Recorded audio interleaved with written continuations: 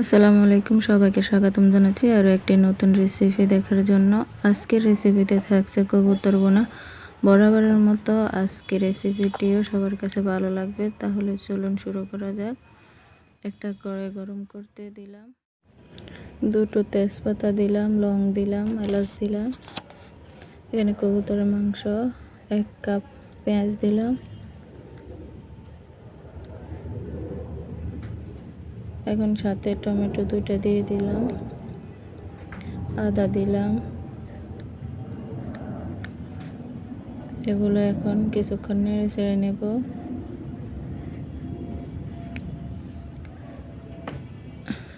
এগুলো হতে হতে আমি এই রেসিপিটা আমার এক দাদা আমাকে বলেছিল কম মশলায় এভাবে পাকাইতে, তাই আপনাদের সাথে টেস্টটা শেয়ার করলাম।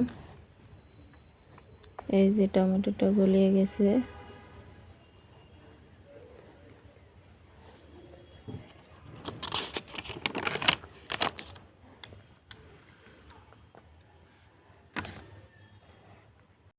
টমেটো, পেঁয়াজ, আদার কাঁচা গন্ধটা চলে গেলে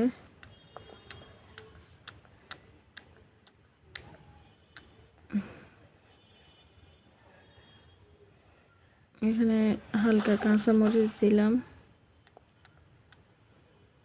হাফ চামচ।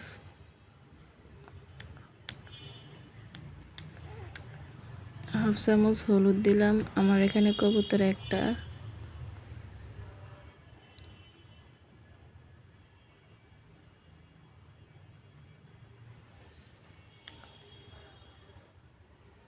হাফ চামচ মরিচ, হাফ চামচ হলুদ। এগুলো 1 মিনিটের মতো নেড়ে চেড়ে নেব। এখন স্বাদ মতন লবণ দেব।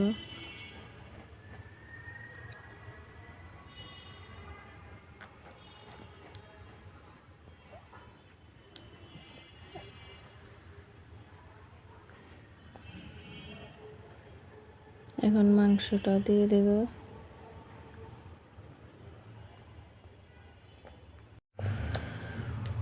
এখন মাংসটা মশলার সাথে নেড়ে চেড়ে কষিয়ে নেব। এখানে পানি দেব না,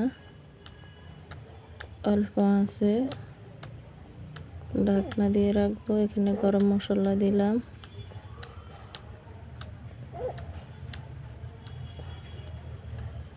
গরম মশলাটা মিশিয়ে দিলাম।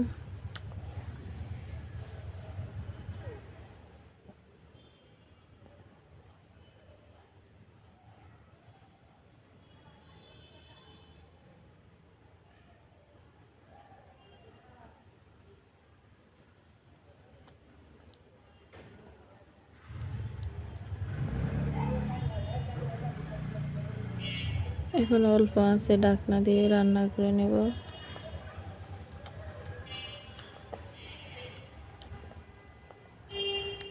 এই যে দেখুন, অনেক পানি বাইরে হয়েছে।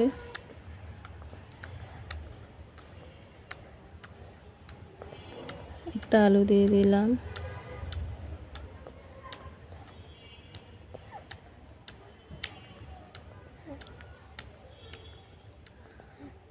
আলু দিয়ে নেড়ে চেড়ে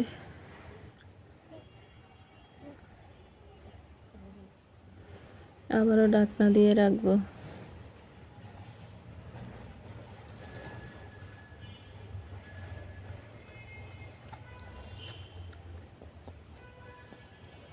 আমি রসুন দিয়েছিলাম।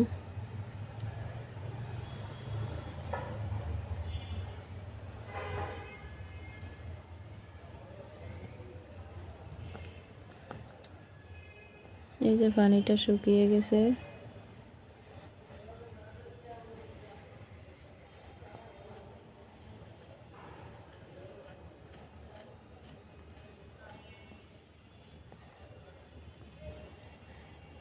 এখন আমি 1 কাপের মতন দুধ দিলাম। দুধটা দেওয়াতে অনেকটা স্বাদ বেড়ে যায়। আবারও আমি নেড়ে চেড়ে ঢাকনা দিয়ে রাখবো।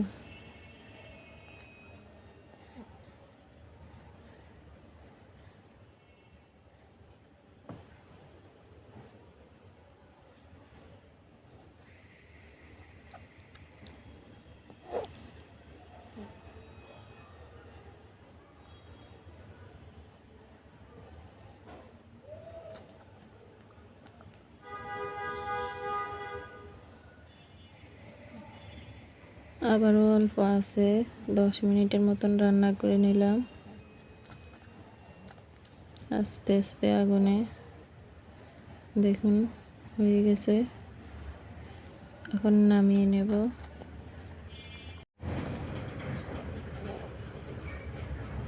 আপনারা ঝোল রাখলে ঝোল রাখতে পারেন।